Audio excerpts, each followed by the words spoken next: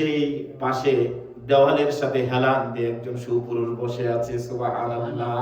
নবী বললেন, ইয়া আখি জিবরাইল, উনি কে? বলল, উনি তো আপনার বংশধর, যিনি আপনার জন্য দোয়া করেছে, যিনি বাইতুল্লাহ প্রতিষ্ঠা করেছে, ইনি তো হযরতে ইব্রাহিম আলাইহিস সালাম। সুবহানাল্লাহ।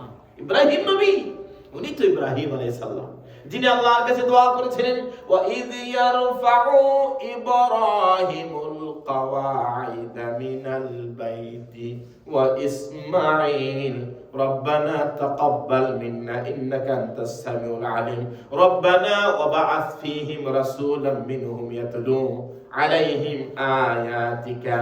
রব আমার আল্লাহ, তুমি আমার বংশধরের মধ্যে এমন একজন নবী পাঠাও, এমন একজন রাসূল তুমি পাঠাও, যে মানুষদেরকে আমার পরবর্তী সময়ে আমার বংশধর থেকে ওই রাসূল আসার পরে মানুষদেরকে দ্বীনের দাওয়াত দিবে, কোরআন শিক্ষা দিবে, মানুষদেরকে আল্লাহর পথে নিয়ে আসবে।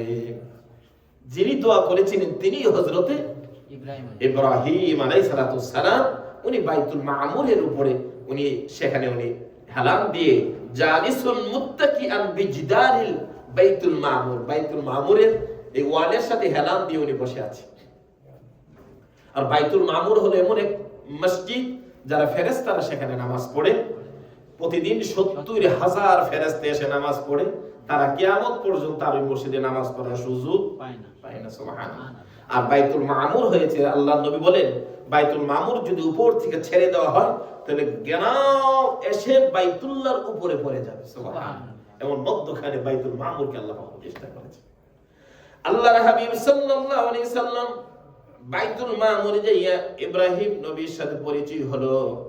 উনি তো আদি পিতা ইব্রাহিম, যিনি আমার নবীকে দোয়া করে, যার বংশধরের মধ্যে আল্লাহর হাবিব দুনিয়াতে পৃথিবীতে আগমন করলেন, সেই ইব্রাহিম আলাইহিস সালাম। নবী সেখানে সালাম দিলেন, কালাম দিলেন, কথাবার্তা হলো।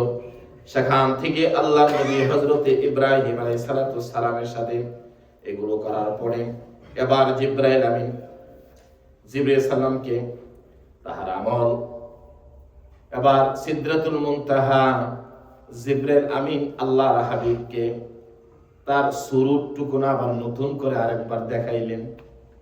এটা হল পৃথিবীর জগৎ না, সপ্তম আসমানের উপরে সিদরাতুল মুনতাহা, অর্থাৎ যার পরে আল্লাহ পাকের এর উপরে যাওয়া ইনতাহা, এরপরে আর এটা হলো সীমানা, এরপরে আর কোথাও যাওয়া যাবে না। আবার জিবরাইল আলাইহিস সালাম ওয়ারাআন নবী সাইয়্যিদিনা জিবরাইল আলাইহিস সালাম ফি সূরাতিল আসলিহি। জিবরাইল আলাইহিস সালাম এবার তার আসল সুরতটা এবার প্রকাশ করলেন। তাহলে জিবরাইল আলাইহিস সালামের একটা নরমাল সুরত আছে, যখন সব সময় আমার নবীর কাছে আসতেন, মাঝে মাঝে বিভিন্ন রূপ ধরে, মানুষের রূপ ধরে আসতেন। মদিনার সবচাইতে সুন্দর সাহাবী ছিল দাহিয়াতুল কলবি, মাঝে মাঝে ওনার সুরত ধরে, এত সুন্দর রূপের সাহাবী ছিল, তার সুরত ধরে জিবরাইল আমিন আমার নবীর সামনে আসতেন। জিবরাইল আমিন আল্লাহর নবী বলেন, ওরা আমি দেখলাম, আল্লাহর নবী বলেন সাইয়্যিদানা জিবরাইল আলাইহিস সালামকে ফি সূরাতিল আসলিয়া, আমি তার আসল সুরতে দেখেছি। সুবহানাল্লাহ। এই যে কথাটা, এটা পাইয়া আমাদের মধ্যে কিছু ভাইরা কোন নবীজি জিবরাইলকে দেখছে, আল্লাহকে দেখে নাই। তো এই আসল সুরতে নবী পরিচয় হওয়ার আগেই জিবরাইল আমিনকে নবীজি দেখছে। নবী যখন হেরা গুহার মধ্যে পরিচয় যার সাথে হবে, আল্লাহ রাব্বুল আলামিন জিবরাইলকে পাঠাইলেন তার আসল সুরত দিয়ে, যার মাথা হলো প্রথম আসমানে, পা গুলো হলো হেরা গুহার মধ্যে, বিশাল দেহের মানুষ আল্লাহর নবীর হেরা গুহার সামনে দাঁড়িয়ে গেছে। নবীজি কিচ্ছু বলেন নাই, ডেকে শুধু দেখলেন। আমি কি দেখলাম, এত বড় মানুষ তো কোনোদিন দেখি না, এত বিশাল আকৃতির স্বরূপ এই পৃথিবীতে কোন সময় তো আমার চোখে পড়ে না। নবীজি দেখলেন, এগুলো দেখেন আল্লাহর নবী বাসায় চলে আসলেন। এসে প্রিয় স্ত্রী খাদিজাতুল কুবরাকে বললেন, খাদিজা, আমি আজকে এমন একজনের সুরত দেখেছি যার আমি কোনোদিন আমি আমার জীবনে দেখি নাই। জাম্মিলুনি জাম্মিলুনি, আমাকে চাদর দিয়ে, আমাকে ঢাকনা দিয়ে ঢেকে দাও, আর আমাকে ভালো করে তুমি জড়ায় ধরো, আমার কেন জানি একটু একটু ভয় হচ্ছে। খাদিজাতুল কুবরা রাদিয়াল্লাহু তাআলা তার আপন চাচাতো ভাই ছিল ওয়ারাকা ইবনে নওফেল, তার কাছে নবীকে নিয়ে গেলেন। বললেন এমন অবস্থা, ওয়ারাকা ইবনে নওফেল তাওরাত ইনজিল কিতাব পড়ে বললেন উনি তো হবে আখির জামানার পয়গম্বর নবী মুহাম্মদুর রাসূলুল্লাহ। রাসূল ছাড়া এই ধরনের সিম্পটম কারোর মধ্যে দেখার কথা না। উনি যদি দেখে থাকে তাহলে আল্লাহ রাব্বুল আলামিনের জিবরাইল ফেরেশতাকে দেখেছে, রে রে খাদিজা ভয়ের কোনো কারণ নাই, এটা আল্লাহর পক্ষ থেকে বড় সুসংবাদ, উনি হয়তোবা আখির জামানার পয়গম্বর হচ্ছে। সুবহানাল্লাহ। এই জন্য নবীজি জিবরাইল আমিনকে জীবনের শুরুতেই ওনার আসল স্বরূপ দেখেছিলেন। ওই দিনও আল্লাহর হাবিব জিবরাইল আমিনকে বললেন ওরা নবী সাল্লাল্লাহু আলাইহি সাল্লাম সাইয়্যিদিনা জিবরাইল আলাইহিস সালাম ফি সূরাতিল আসরিহি, আমি ওই দিন জিবরাইল আমিনকে তার আসল স্বরূপটা দেখলাম। 600 পাখা খুলে দিল, বিশাল আকারের নূরে মুজাসসাম হয়ে গেল। সপ্তম আসমান সিদরাতুল মুনতাহা সব কিছু যেন আলোকিত হয়ে গেল। এত বিশাল দেহের মানুষ। এবার জিবরাইল আমিন এই বড় দেহ না হলে তো পরবর্তী ঘটনাগুলো করতে পারবে না। এই জন্য জিবরাইল আমিন তার আসল স্বরূপ রূপটা ধারণ করলেন। এবার নবীকে নিলেন, নিয়ে বললেন রাসূল আপনি আসেন, আপনাকে নিয়ে আমরা একটু আগাই। আল্লাহর হাবিবকে নিয়ে গেলেন, নবীকে বললেন ওরা জান্নাত ওয়ান নার। আল্লাহর হাবিবকে এবার জান্নাতে নিয়ে গেলেন, সিদরাতুল মুনতাহার কাছে আল্লাহর জান্নাত। ওরা আল জান্নাতা ওয়ান নার। এবার নবীকে নিয়ে জান্নাতে ঢুকে গেলেন। জান্নাতের ভিতরে আল্লাহর হাবিবকে সব নিয়ামত দেখাইলেন। আল্লাহর জান্নাতের নিয়ামত গুলো আল্লাহর নবী দেখলেন। জান্নাতের মধ্যে হঠাৎ করে দেখে একটা রুম দেখা যায়, যেটা ইয়াকুত জামরুদ পাথর দিয়ে বানানো সুন্দর একটা বাসায় দেখা যায়। আল্লাহর হাবিব সেখানে হযরতে উমরের আওয়াজ আসতেছিল, সুবহানাল্লাহ। জিবরাইল আমিনকে বললেন উমর কি তাহলে আমার আগে চলে আসছে? নবী বললেন আমি যখন ওই ঘরটা উমরের আওয়াজ এবং এরকম মনে করছিলাম, জিবরাইল আমিনকে জিজ্ঞাসা করলাম এই ঘর কার জন্য আল্লাহ বানাইছে? আল্লাহ রাব্বুল আলামিন এবার জিবরাইল আমিন উত্তর দিলেন আল্লাহ রাব্বুল আলামিন এই জান্নাতটা আপনার সাহাবী উমরের জন্য বানিয়েছে। সুবহানাল্লাহ। রাসূল যখন মেরাজ করে আসছেন তো একসময় বলতে যায় বলছিল ওমর তোমার কথা মনে হওয়ার পরে আমি আমার মনে চাইছিল যে আমি তোমার ঘরটা দেখে আসবো, কিন্তু আমি চাইলাম না, তুমি তো একটু রাগী মানুষ, এই জন্য তোমার জান্নাতটা ঘুরে আসছে। সুবহানাল্লাহ। রাসূল মাঝে মাঝে সত্যতা দিয়ে একটু সাহাবীদের সাথেও রাসূল মাঝে মাঝে একটু মুস্কি হাসি হাসতেন, কথাবার্তা বলতেন। নবী জান্নাত দেখলেন, ওয়ারান নবী সাল্লাল্লাহু আলাইহি ওয়াসাল্লাম ফিল জান্নাত। নবী জান্নাত দেখলেন। এবার জান্নাত ঘোরানো শেষ হয়ে গেল, জাহান্নাম গেলেন। জান্নাতের অনেক বর্ণনা আসলো, জান্নাত দেখলেন, নবী জাহান্নাম দেখলেন, সব কিছু ঘুরে ঘুরে দেখলেন। এবার প্রশ্ন আসতে পারে জান্নাত জাহান্নাম তাহলে কি সিদরাতুল মুনতাহার কাছে? বলে হ্যাঁ, কোরআনুল কারীমে আল্লাহ রাব্বুল আলামিন বলে দিলেন ইনদা সিদরাতিল মুনতাহা ইনদাহা জান্নাতুল মাআওয়া। আল্লাহ বলেন আমি জান্নাত বসবাসকারীর জন্য আমার যে ঘর আমি নির্মাণ করেছি ইনদাহা জান্নাতুল মাআওয়া, আর ওই জান্নাত হলো সিদরাতুল মুনতাহা, মুনতাহার কাছে আমি ওই জান্নাত বানিয়ে রেখেছি। এই জন্য জিবরাইল আমিন আল্লাহর নবীকে জান্নাত সেখানে ঘুরে ঘুরে দেখাইলেন, আল্লাহর জাহান্নাম দেখাইলেন, সবগুলো রাসূল দেখলেন। ওখানে অনেক কিছু দেখেছেন। জাহান্নামের মধ্যে নবীর উম্মতের কি অবস্থা, উম্মতের কিছু ঘটনা সেখানে বর্ণনা করা হয়েছে, তো সেই দিকে যাচ্ছি না। আল্লাহর হাবিব সাল্লাল্লাহু আলাইহি সাল্লাম জান্নাত জাহান্নাম দেখলেন। সেখান থেকে আল্লাহর হাবিবকে এবার দাওয়াত দিয়ে আল্লাহর সান্নিধ্যে নিয়ে যাবেন, আল্লাহর কাছে নিয়ে যাবেন।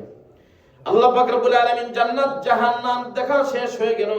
এবার যাতে নবী এই পৃথিবীতে আসার পরে জাহান্নামের কষ্টের কথাগুলো যেন বলতে পারে উম্মতকে, উম্মত রে যদি তুমি নিজের দিনের পথে যদি চলো তোমাদের জন্য আল্লাহ নিয়ামত, তোমার রাসূলকে সচক্ষে দেখিয়েছে, আর যদি এই পথে যদি না চলো তোমাদের জন্য কি আযাব। আমি রাসূল হেঁটে হেঁটে ঘুরে ঘুরে জান্নাম দেখেছি, জাহান্নাম দেখেছি, জান্নাত দেখেছি।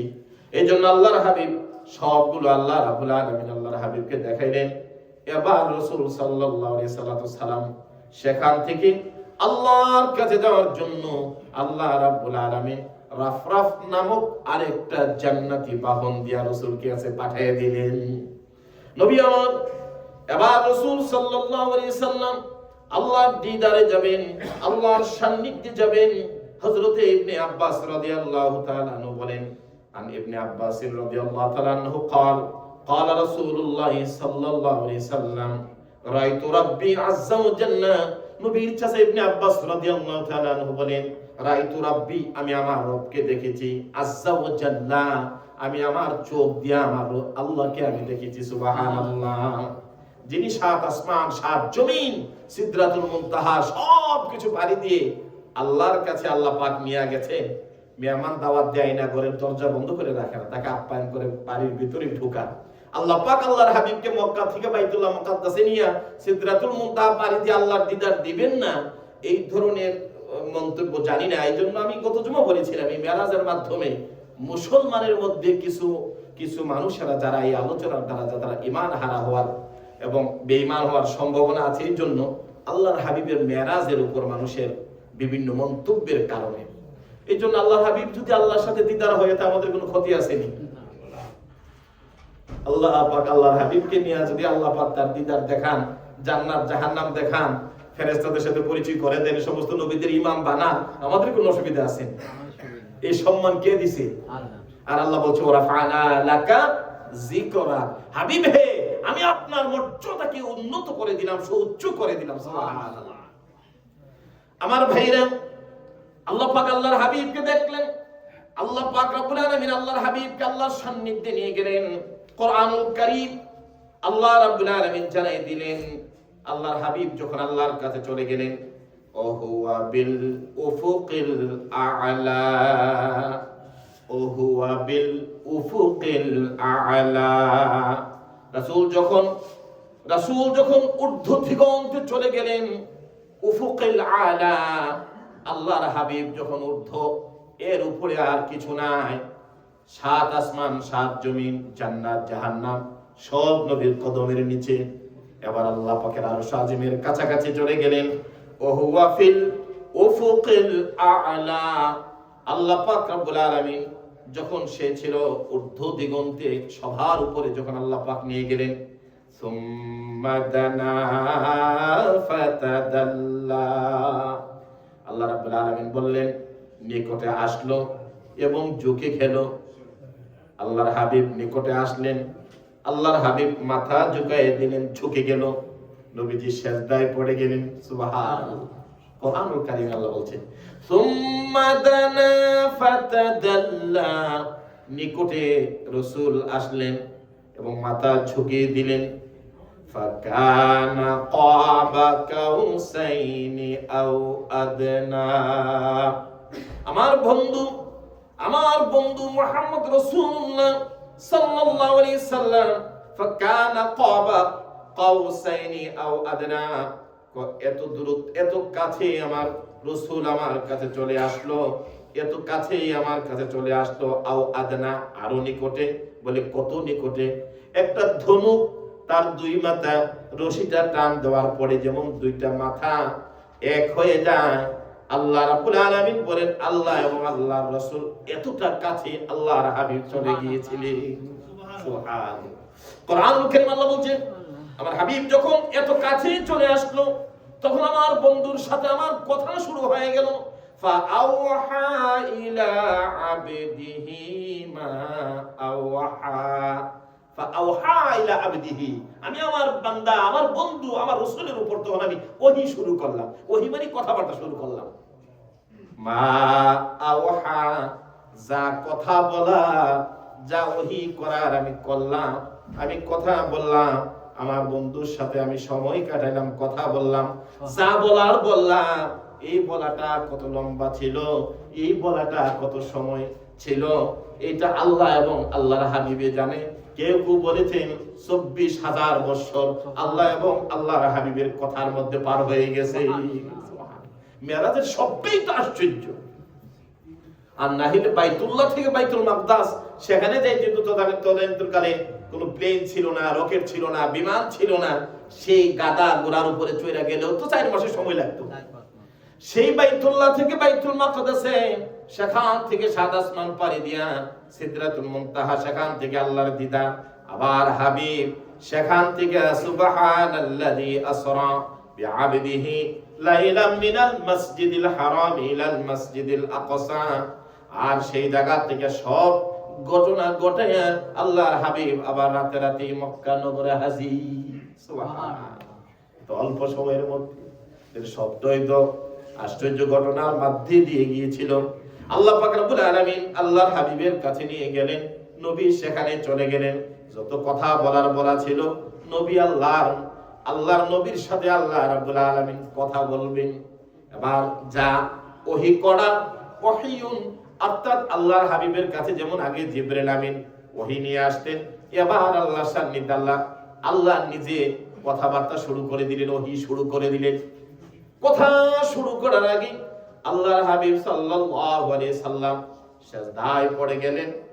আল্লাহ গো, তোমার এই রাসূলকে, তোমার এই আবদকে কই বাইতুল্লাহ বাইতুল মাকদাস হয়ে সাত আসমান পাড়ি দিয়ে আদম নবী থেকে ধরে কোন নবীকে তুমি এত কাছে আনো নাই, যত না কাছে আমাকে নিয়ে আসছো, এত কাছে তোমার রাসূলকে নিয়ে আসছো। এই জন্য আল্লাহর হাবিব সিজদায় চলে গেলেন। সিজদা থেকে উঠাইয়া নবী বললেন, আত-তাহিয়াতু লিল্লাহি ওয়াস-সালাওয়াতু ওয়াত-তাইয়্যিবাত। সমুদয় সালাম, শ্রদ্ধা, শারীরিক সব ইবাদত আমার রবের জন্য। আমার জীবনের যা আছে সব আজকে আমার আল্লাহর কাছে আমি উৎসর্গ করে দিলাম। আল্লাহর হাবিবের কাছে আমি সবকিছু সুপর্দ করে দিলাম।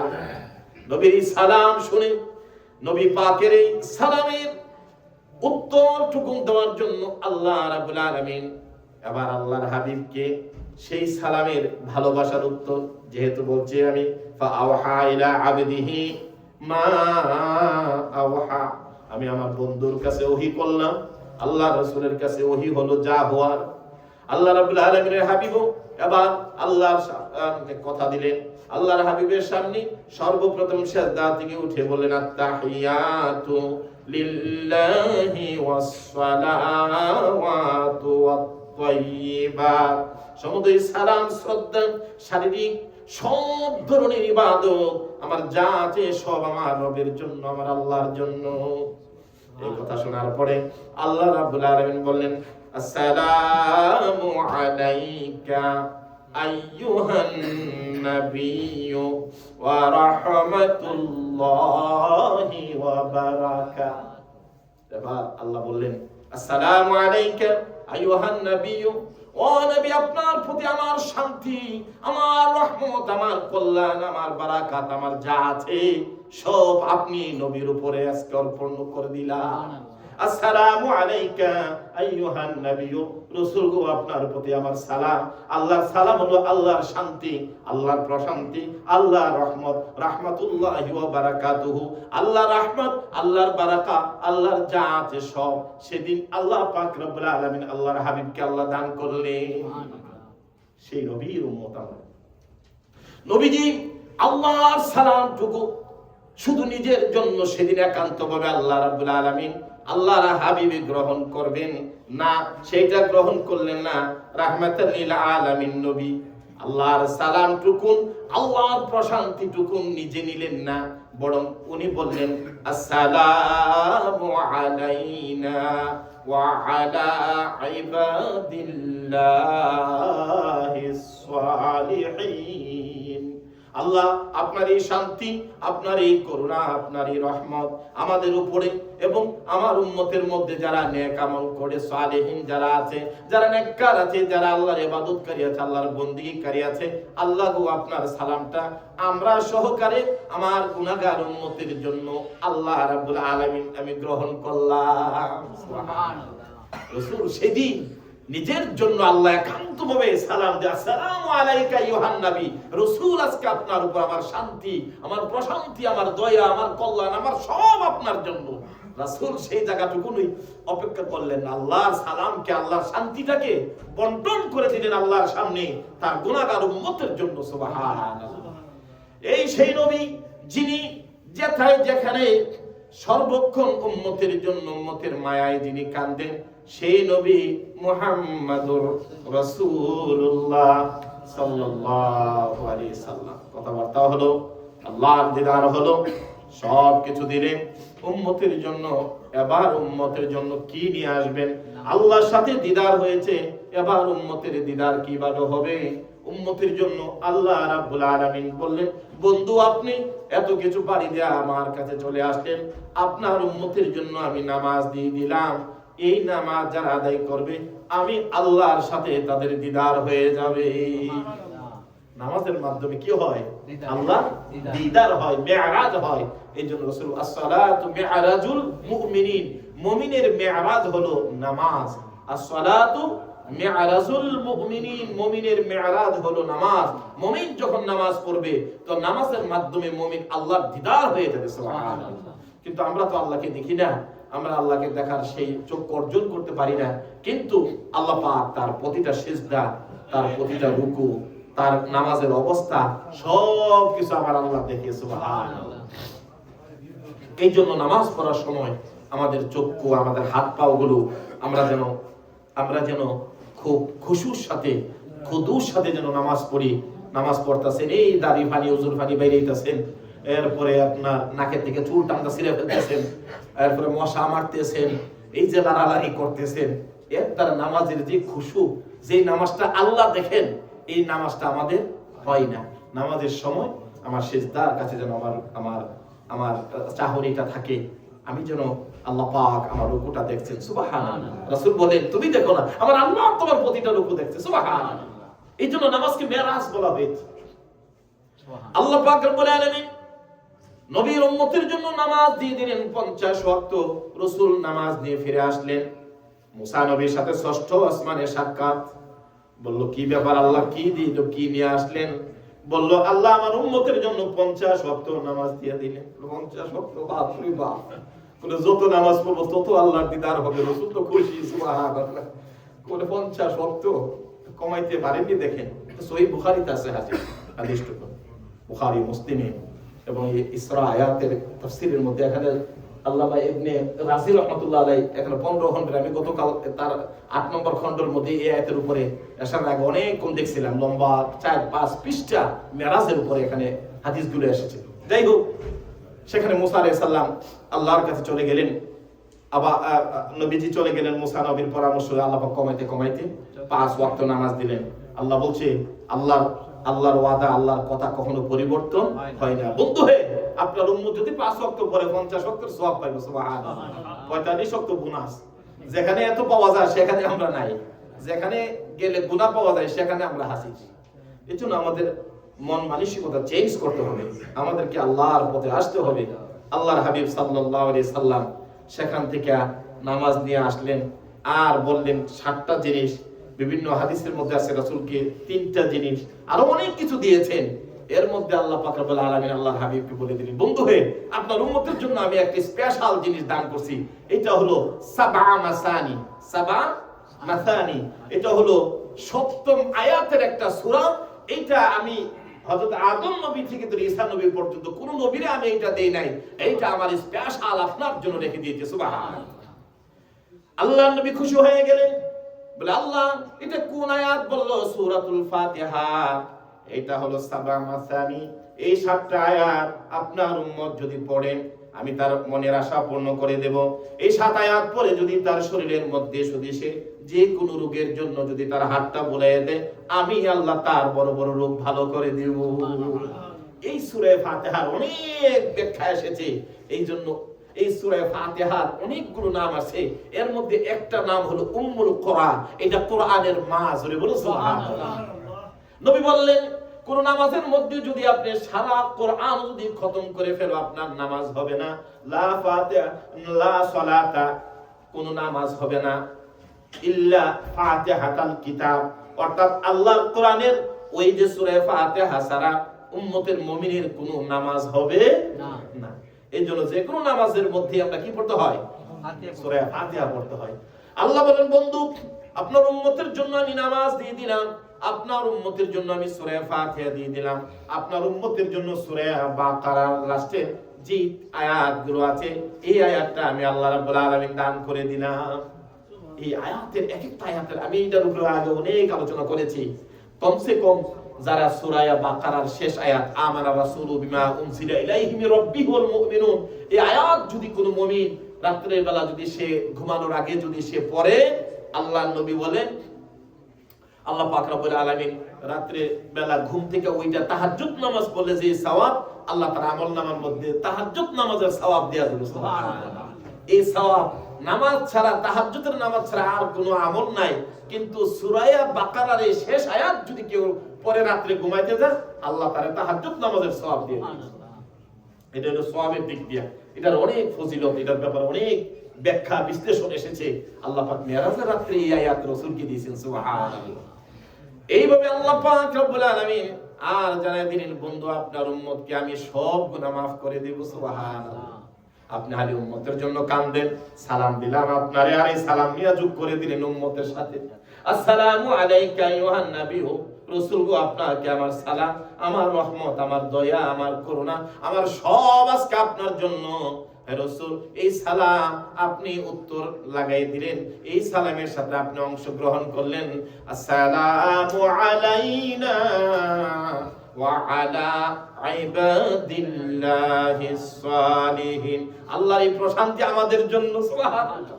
রাসূল একা নিলেন না, আমাদের জন্য, আমার গরীব উম্মতের জন্য, আমার উম্মতের মধ্যে যারা নেককার, যারা দিনদার, যারা সালিহিন, যারা আবেদিন, যারা আল্লাহ পাকের ইবাদত বندگির মধ্যে যারা মশগুল থাকবে, তাদের জন্য আল্লাহর এই করুণা, আল্লাহর এই রহমত, আল্লাহর এই দয়া, আল্লাহ গো আজকে এই মেরাজ রজনীতে আমি শামিল করে নিলাম। সেই রহমতের নবী, মায়ার নবী উম্মতের জন্য নামাজ আনলেন, সব কিছু নিয়ে আসলেন, তারপর উম্মতের জন্য রাসূল আল্লাহর দরবারে যায় কাঁদেন। রাসূল গো কিছু চাওয়ার আসেনি, আপনি কিছু বলবেননি, আপনার নিজের কিছু আসেনি, আপনি কিছু চান কিনা? বলে আল্লাহ আমার নিজের জন্য আমি কিছু চাই না, হাসরের দিন আমার গুনাহগার উম্মতের নাজাত আমি চাই। সুবহানাল্লাহ। বন্ধু আপনি আমার কাছে সান্নিধ্যে এসে, এত নিকটে এসে, এত কাছে আসার পরও আপনি আপনার জন্য কিছু চাইলেন না, উম্মতের জন্য কি চান? আল্লাহ গো আমার উম্মতের হাসরের দিন জাহান্নামে যাবে, আমি রাসূল সইতে পারবো না। আমার উম্মত জাহান্নামে টেনে টেনে জাহান্নামের ফেরেশতারা হাতে পায়ে শিকল পড়ায় নেবে, আমি রাসূল সেদিন সহ্য করতে পারবো না। আল্লাহ আমার গুনাহগার উম্মত গুলোরে তুমি maaf করে দাও। আল্লাহ রাব্বুল আলামিন বললেন, বন্ধু আপনাকে আজকে আরেকটা জিনিস দিলাম, আপনার উম্মতকে আমি maaf করে দিব, আপনার উম্মতের সব গুনাহ আমি আল্লাহ maaf করে দিব, কিন্তু আপনার উম্মত যদি শিরিক না করে, আমি আল্লাহর সাথে যদি শরীক না করে, শিরিকের গুনাহ আমি আল্লাহ maaf করি না। আমার সাথে যদি কেউ আল্লাহ বানায়, কেউ যদি মুশরিক হয়ে যায়, শিরিকের গুনাহ আমি আল্লাহ ক্ষমা করি না। আর যদি তার জীবনের মধ্যে শিরিক না নিয়ে যদি কবর আসে, আমি আল্লাহ রাব্বুল আলামিন কথা দিলাম আপনার উম্মতকে আমি আল্লাহ ক্ষমা করে দিব। এই জন্য উম্মত নামাজ পাইছেন খুশি, রোজা পাইছেন খুশি, সব পাইছেন খুশি, কিন্তু আল্লাহর সাথে শিরিক করেন না। আল্লাহ